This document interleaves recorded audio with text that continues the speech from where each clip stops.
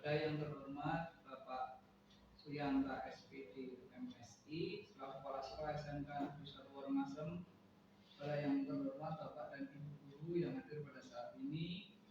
Di sini saya Wahid Agus Haryadi, SSI MSI CGP Angkatan 8 Kabupaten Batang akan melaksanakan aksi nyata maupun 1.4 tentang sosialisasi pemahaman dan penerapan budaya positif di sekolah. Oke, baiklah Bapak dan Ibu yang kami hormati, di sini saya akan mensosialisasikan terkait pemahaman budaya dan penerapan budaya positif di lingkungan sekolah, khususnya SMK Negeri 1 Wonomasem. Oke, monggo kita lihat bersama tentang slide budaya dan pemahaman positif. Budaya dan pemahaman positif, sebelum itu kita lihat dulu video berikut ini. Maaf Pak, saya terlambat. Dani, kamu lagi. Kamu itu nggak kapok-kapok ya? Bapak kasih hukuman. Capek Bapak Dani. Langsung aja, sini tangan kamu. Nah, ini adalah penerapan hukuman dalam disiplin sekolah. Kita lihat semua, apakah nanti ini sesuai atau tidak yang kita terapkan pada siswa. Monggo kita analisa bareng. Ini saya ambil video adalah berlomba dalam kebaikan dalam Muslim Society. Nah, kita lihat bareng-bareng dan kita analisa. Ini ada anak SMP yang terlambat dan apa reaksi dari gurunya. Monggo sebagai inspirasi kita dalam menerapkan disiplin positif kepada siswa.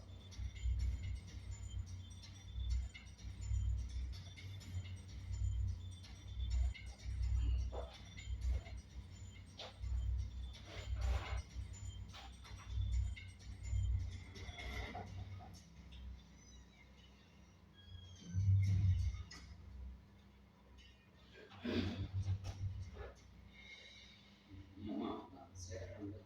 Dani, kamu tahu nggak sekarang ini jam berapa? Jam 1 siang Pak. Dan kamu tahu kan, jam Bapak itu mulainya jam berapa? Jam 1 siang Pak. Kamu itu kan kelas siang ya? Kok masih bisa datangnya terlambat? Maaf Pak, sebenarnya saya Udah, sebagai hukumannya, ulurkan kedua tangan kamu. Ingat ya, yang lainnya jangan mencontoh dengan ini. Kalau kalian contoh, ada nih yang ngajakin dia lagi, tahu tempatnya.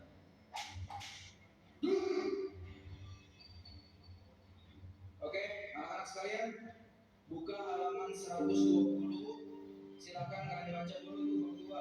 Bila ada yang ingin ditanyakan, langsung tanya kepada Bapak.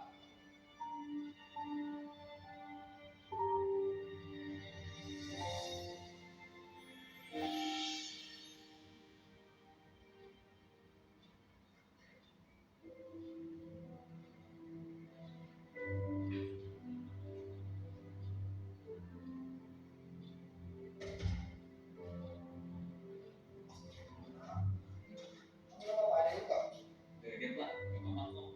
Ya Ya Pak, terima kasih. Soalnya saya udah terlambat.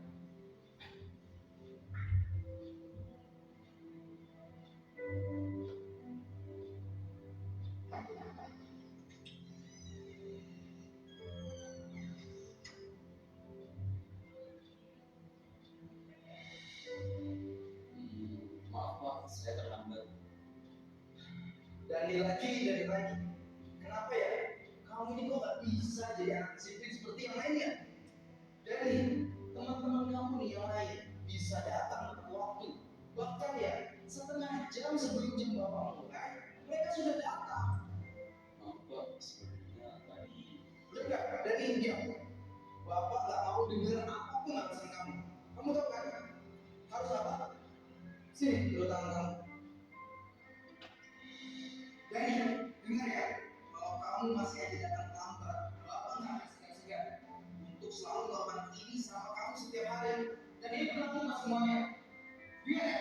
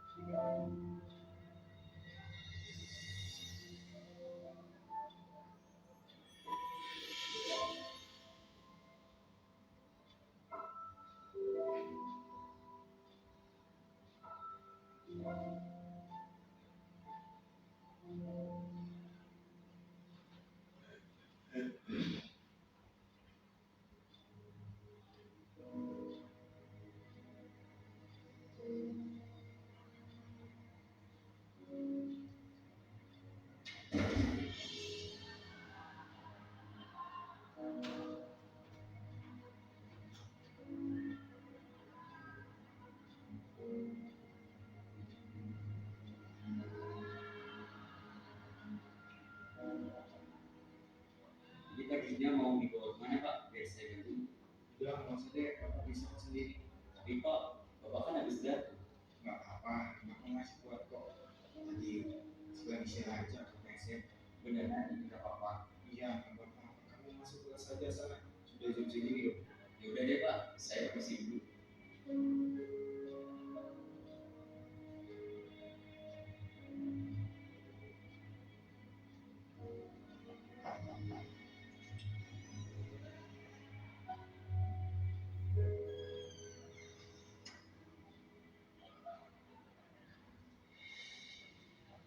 Maaf Pak, saya terlambat. Dani, kamu lagi. Kamu itu nggak kapok-kapok ya? Bapak kasih hukuman. Kamu itu kan masuk siang loh. Kok bisa sampai terlambat seperti ini loh? Maaf Pak, saya Udah. Capek Bapak Dani. Langsung aja. Sini tangan kamu.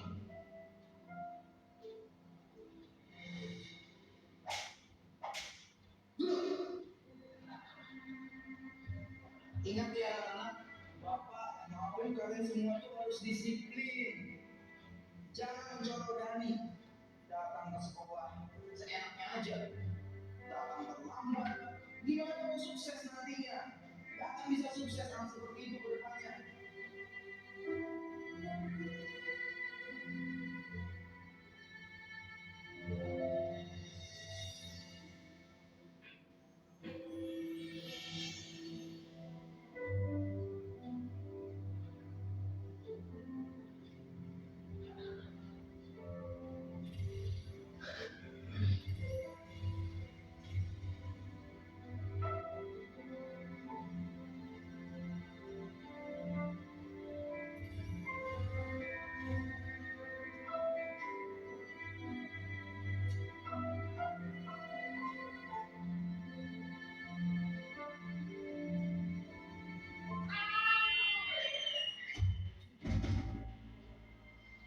Stop dulu. Mau kemana? Bapak bawa ke rumah sakit ya? Nggak perlu Pak, saya buru-buru. Mau kemana? Biar Bapak antarin. Mau pulang ke rumah Pak, sudah ditunggu kakak saya. Kalau saya terlambat pulang, kakak saya bisa terlambat sekolah. Ah, terlambat sekolah. Saya pulang dulu Pak, assalamualaikum. Ya udah, Bapak temenin kamu pulang ya.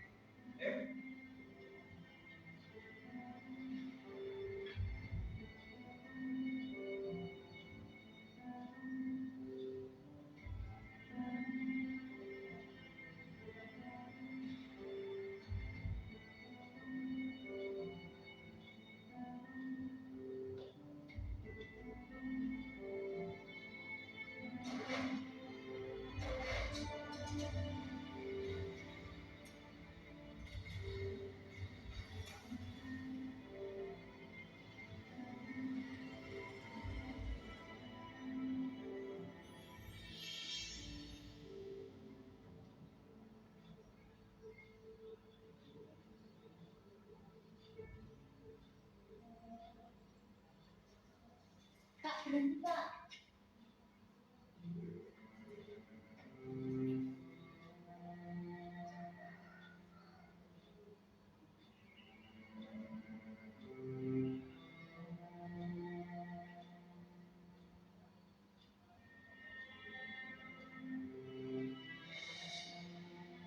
Maaf ya, terlambat. iya nggak apa-apa deh. Cepat sepatunya. Kakak udah terlambat. Ada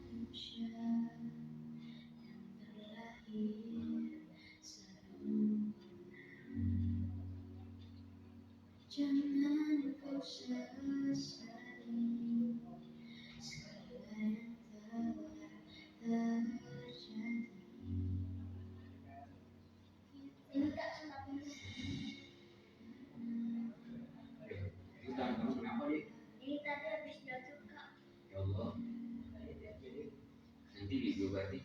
Ya kak, ini nanti alamat berarti ini. Atau memang dulu ya. Iya kak, hati-hati. Assalamualaikum.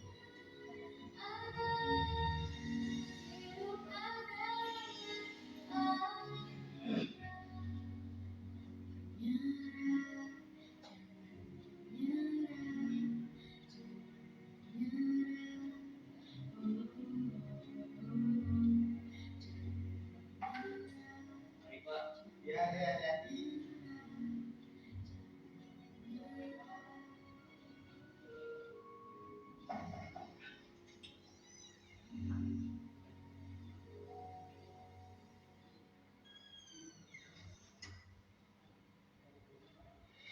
Maaf Pak, saya dalam badan.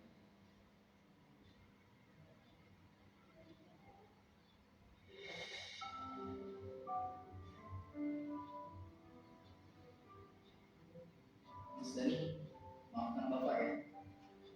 Karena Bapak udah berprasangka buruk sama kamu dan tidak mau mendengarkan sedikit pun penjelasan dari kamu.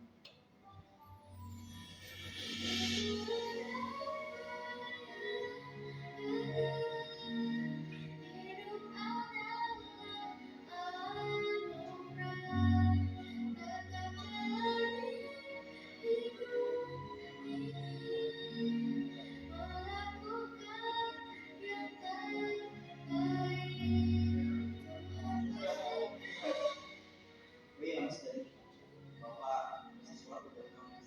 Bentar ya. Ini Bapak ada hadiah mungkin tidak seberapa buat kamu. Tolong diterima ya. Apa ini Pak? Ayo, dibuka aja. Kamu lihat aja sendiri. Bapak yakin kamu pasti suka.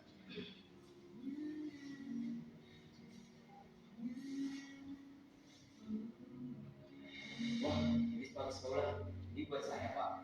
Iya, sepatu itu buat kamu. Biar kamu gak datang terlambat lagi ke sekolah. Alhamdulillah. Terima kasih ya Pak. Saya janji tidak akan terlambat sekolah lagi. Iya, Bapak juga ucapkan terima kasih.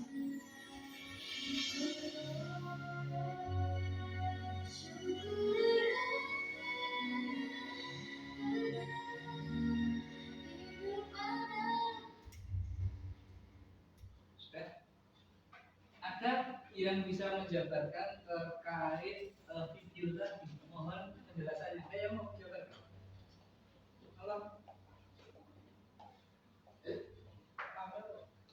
ya, monggo. Ya, yang dari saya lihat video tersebut, yang pertama kita tidak bisa menarik kesimpulan secara cepat. Jadi kita harus tahu dulu seperti apa alasan karena anak tersebut terlambat.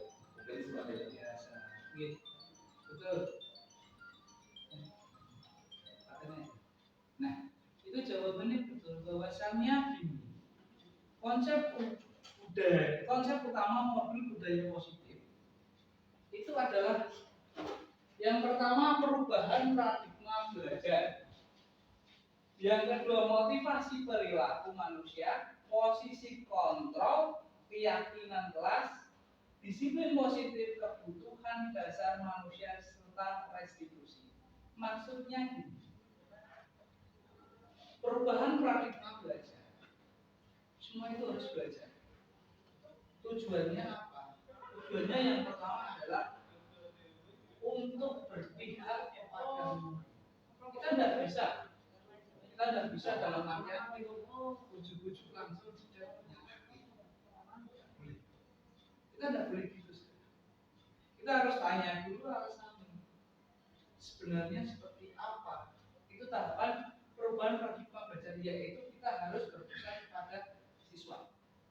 Tidak ada menang, salah. Bahasanya saling kolaborasi, saling ngerteni, win-win solution. Sebenarnya koyong apa? Yang nanti akan tercipta disiplin positif. Nah, kebutuhan dasar, oke, kita lanjutkan dulu untuk mempersingkat waktu. Nah, di sini perubahan paradigma belajar. pembelajaran dengan paradigma baru dirancang berdasarkan prinsip-prinsip pembelajaran yang terdiferensiasi sehingga siswa dapat sesuai dengan kebutuhan dari tahap berkembangnya untuk mewujudkan profil pelajar mahasiswa. Maksudnya gini, saya contohkan. Kalau Pak Wahyu saya ngajar olahraga, khususnya renang. Nah, di saat renang mesti ada diferensiasi beda-beda. Karena kok dasare anak itu ono sing wis mahir, ono sing durung mahir, ono sing wedi banyu, ono sing rakuman. Jadi diferensiasi itu adalah perbedaan. Ora mungkin bocah sing ora iso renang tak nyemplung sing jero jarak 100 meter. Tidak mungkin. Jadi setiap anak itu disesuaikan dengan kemampuan. Saya dipahami betul. Nah, jadi ini contoh. Kita gampang nih. Pembelajaran puisi antara anak A dan anak B di sini itu karena kok prosesnya gitu. Anak A pinter gawe puisi, tapi belum mesti pinter maca puisi, bener? Anak B pinter maca puisi, belum pinter gawe puisi. Jadi ini itu akan dibedakan, hasilnya beda.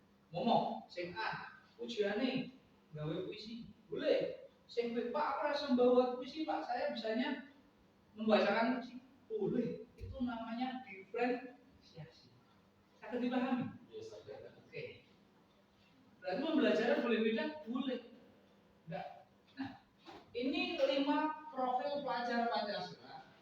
Yang pertama adalah beriman bertakwa kepada Tuhan Yang Maha Esa serta berakhlak mulia. Kebinekaan global, bergotong royong, kreatif, benar, kritis, dan mandiri. Ini yang direncanakan biar diterapkan di murid semua. Bertakwa, jelas. Kita ada pembiasaan sholat, infak, sedekah. Karena apa? Dasari. Jelas harus. Yang kedua, kebinekaan global. Berarti duwe wawasan yang luar biasa.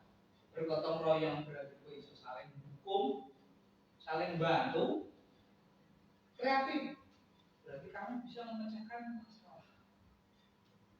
Kalau inovatif, benar kritis, kamu boleh mengoreksi. Guru-guru itu boleh dikoreksi. Kita boleh dikoreksi oleh murid-murid itu boleh. Contoh, nanti Bapak Ibu sekalian monggo, kalau ada siswa yang ngoreksi kita nggak masalah. Pak, pembelajarannya jangan ini Pak, boleh. Tapi dengan tata bahasa dengan cara yang mandiri. Berarti kalian murid-murid bisa menemukan sesuatu secara mandiri. Dalam artian kalau dulu ini ibu ya kan? Sekarang untuk siswa explore plus ada HP dan lain-lain. Nah, ini profil pelajar Pancasila sebagai fondasi dasarnya. Nah, ini yang dimaksud disiplin positif. Disiplin positif dalam budaya kita, makna kata disiplin dimaknai menjadi suatu yang dilakukan oleh seseorang pada orang lain untuk mendapatkan kepatuhan. Kita cenderung menghubungkan kata disiplin dengan ketidaknyamanan. Sebenarnya disiplin itu bukan. Kedisiplinan itu menaati peraturan. Disiplin adalah kontrol diri terhadap peraturan. Kita selalu disiplin gini. Kita ada paradigma.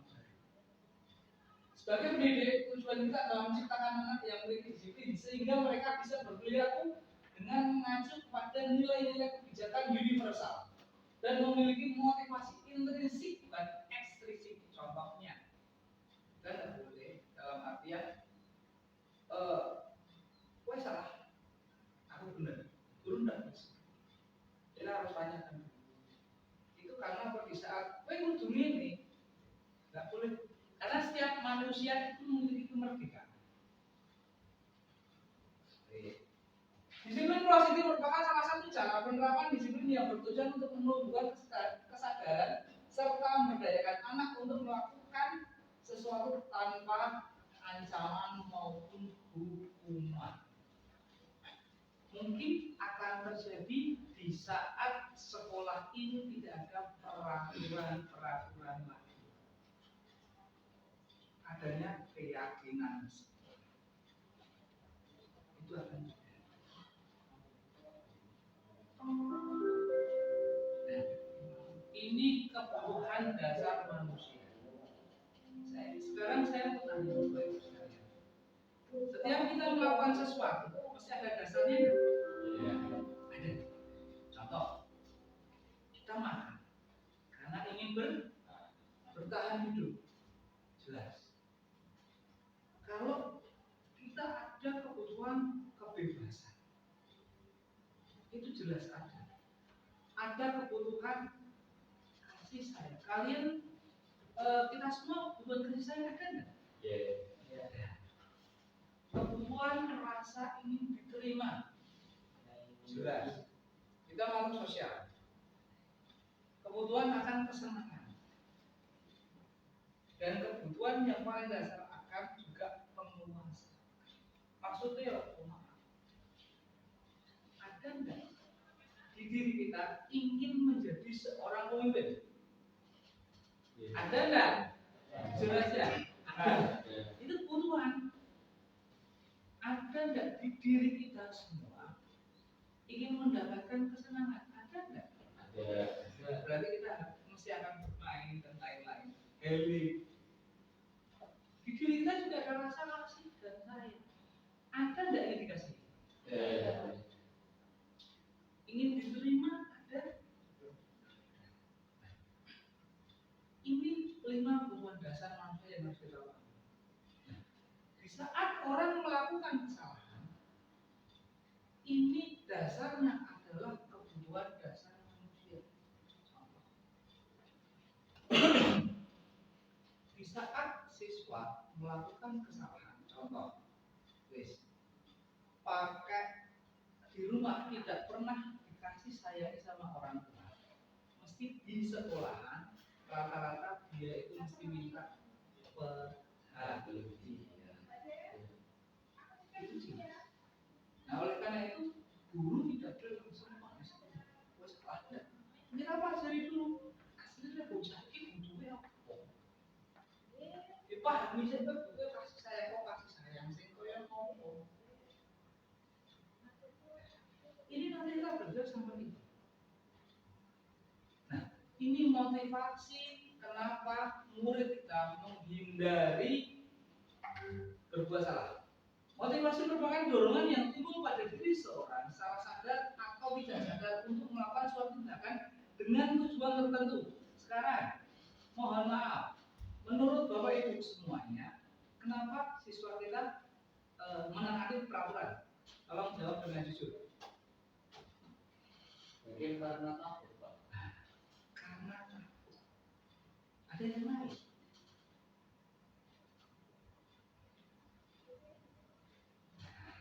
Rata-rata siswa menaati peraturan itu karena menghindari ketidaknyamanan.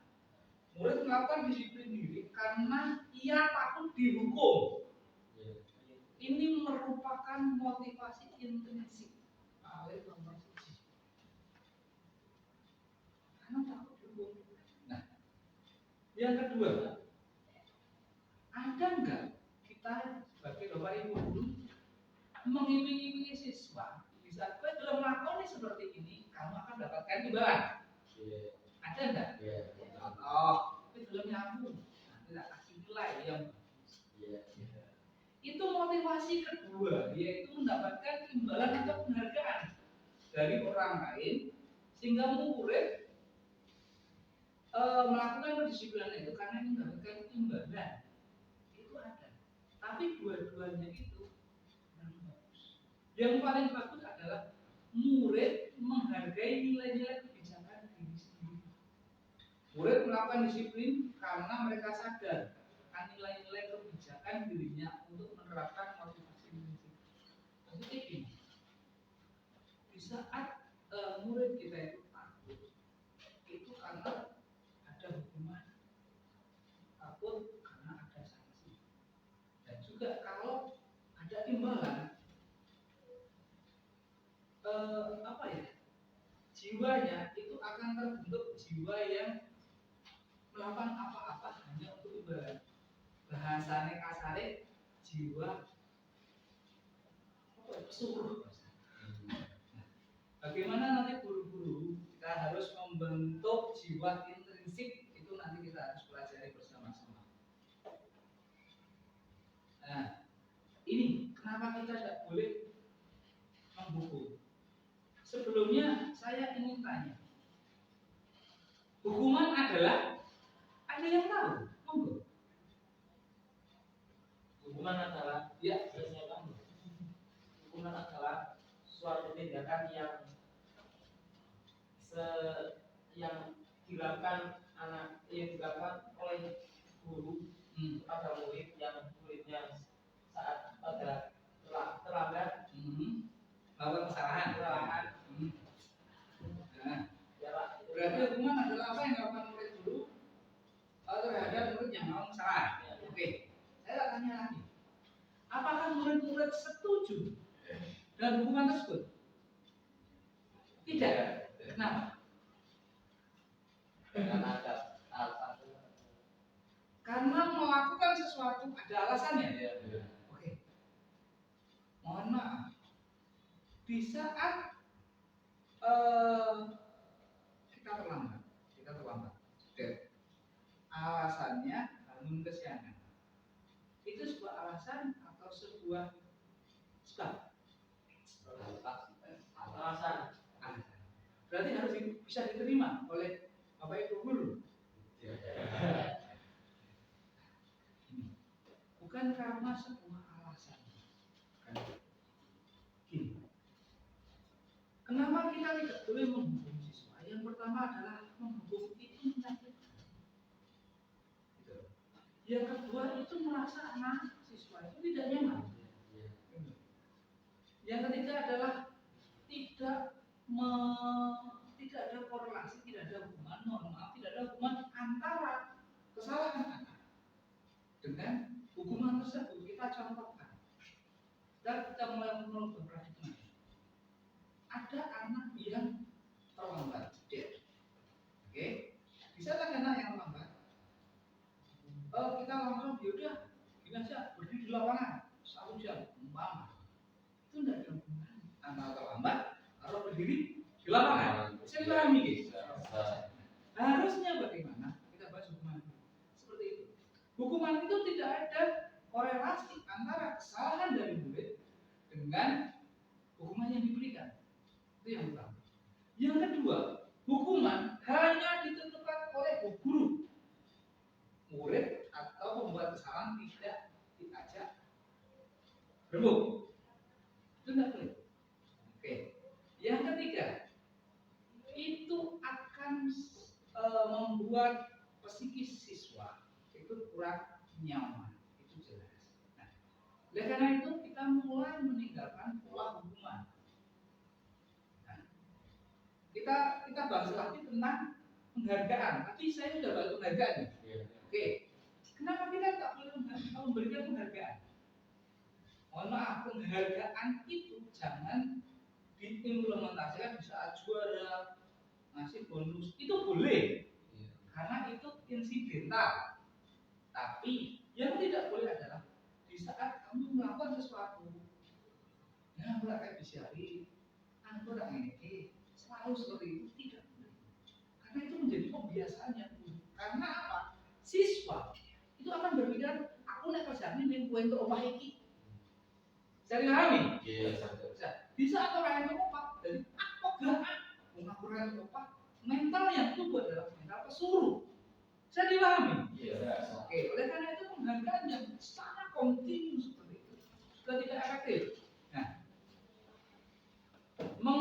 merusak hubungan atau sifat iri. Sekarang gini, di saat siswa A dan siswa B, siswa A mendapat penghargaan, siswa B orang, itu akan muncul iri enggak? Betul. Itu juga dihindari. Yang ketika mau mengadakan kreativitas, jadi maaf, cuma disuruh ngomong, ini. Oke, terus konsep disiplin. Nah, ini yang akan kita laksanakan sebagai perubahan dalam pembentukan disiplin, yaitu konsekuensi dan restitusi. Ini yang akan kita laksanakan. Yang pertama adalah penguatan jangka pendek, monitoring, stimulus respon, menghormati peraturan dalam ini. Konsekuensi. Konsekuensi adalah hasil dari kesepakatan bersama. Contoh, bisa saya ngajar di kelas, saya mesti, wes, saiki kesepakatannya piye? Nek kowe telat 10 menit, kamu akan gimana? Iya enggak? Iya. Itu kesepakatan. Jadi apa? Murid diajak terbuka. Itu ya, Pak. Yang kedua, murid tahu konsekuensi di saat mereka salah. Oh, aku ngene, oh berarti aku itu sanksi koyo iki. Bisa dipahami nggih? Ya. Itu nanti yang akan kita yakini semuanya. Di sekolah nanti akan itu.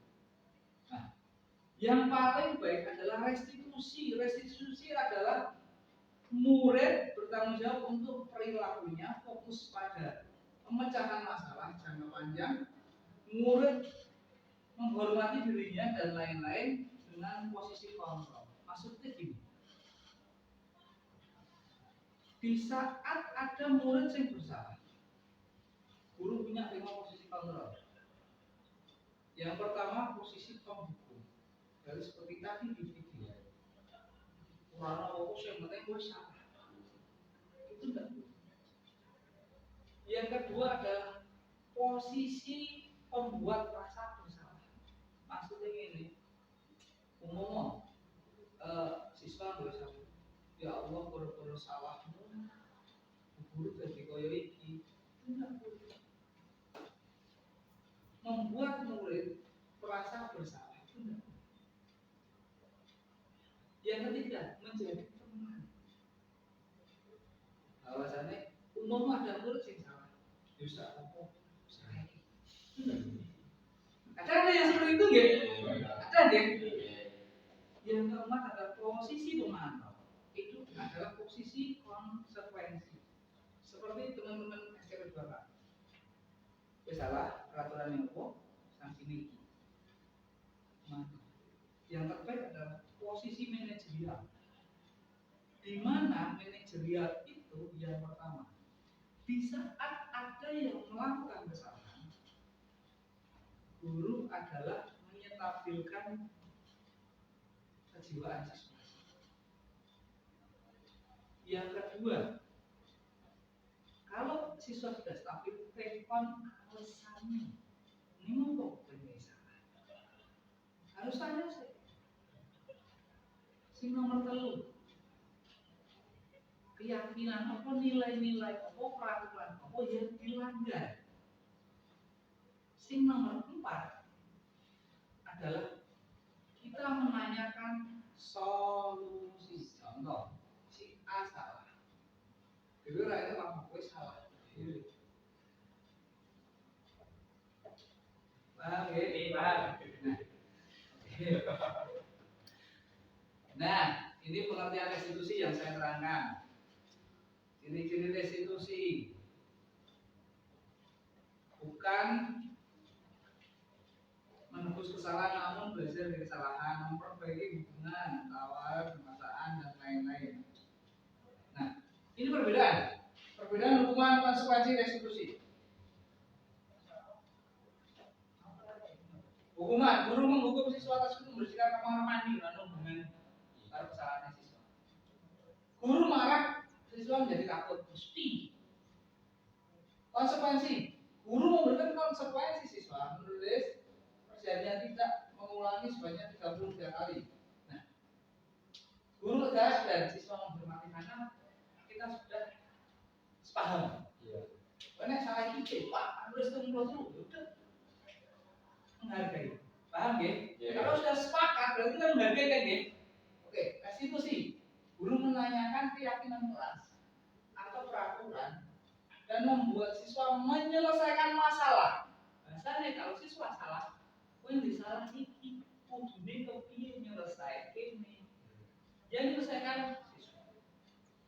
Guru terbuka dan menghormati dirinya serta orang lain. Berarti siswa kalau salah, sudah difonis bisa PKU kan seperti itu. Nah, tadi ini 5 posisi kontrol. Yang pertama pembuku, membuat rasa bersalah teman, pemantau, yang terakhir manajer. Yang paling bagus di posisi guru adalah di manajer. Penghukum jelas seperti di video. Membuat rasa bersalah. Ya Allah, kali ini tadinya aku disengeni kepala sekolah. Nah, itu sudah tidak bagus. Siswa merasa bersalah tidak boleh. Teman terlalu care itu juga nggak boleh karena siswa akan bergantung pada guru. Bisa dipahami ya? Dan siswa kurang menghormati guru. Nah, pemantau itu boleh, manajer itu yang sangat luar biasa. Nah, ini contoh penerapan. Penghukum patuhi aturan sekolah, lalu berdiri di lapangan langsung, mengatur nang lapangan, kalau benar ya sangat terlalu besar. Membuat merasa bersalah. Berapa kali guru harus memberitahu kamu, guru kecewa sama kamu. Itu sudah nggak etis. Nah, teman, ayo tertib, buat guru bangga kalian ini. Kali ini tidak apa-apa kamu salah. Tidak boleh kita betulkan anak yang salah. Tapi menekin boleh. Pemantau, kamu sudah melanggar peraturan apa? Dan apa konsekuensinya? Nah, kan konsekuensi sudah sepahaman di sama murid ya. Oke, manajer, apa kamu tahu kesalahanmu? Kira-kira bagaimana kamu akan memperbaiki kesalahan itu? Jadinya kita kasih siswa piye solusinya? Monggo terserah kowe. Kowe jangan mikir, oh iya aku salahnya ini, berarti aku tuh koyo iki. Ini keyakinan kelas. Mengapa harus keyakinan kelas? Mengapa tidak peraturan kelas? Nah, ini sudah kita bahas tadi bahwasanya keyakinan kelas itu akan menggantikan peraturan kelas. Karena apa? Peraturan itu mengikat keyakinan secara intrinsik. Ini kegiatan membuat keyakinan kelas. Nah, tahapannya nanti tak terangkan. Ini cara membentuk berupa pernyataan universal, positif, sedikit saja agar mudah diingat dan lain-lain. Ini contoh dari keyakinan kelas. Ini adalah segitiga restitusi dan terima kasih. Ada pertanyaan? Yang mau ditanyakan? Kawan? Kawan? Oke. Ya udah. Itu saja. Terima kasih. Bapak Ibu yang saya hormati atas waktu dan pemahamannya. Mohon maaf jika ada kesalahan dalam pengaplikasian dari disiplin positif. Saya ini, assalamualaikum warahmatullahi wabarakatuh.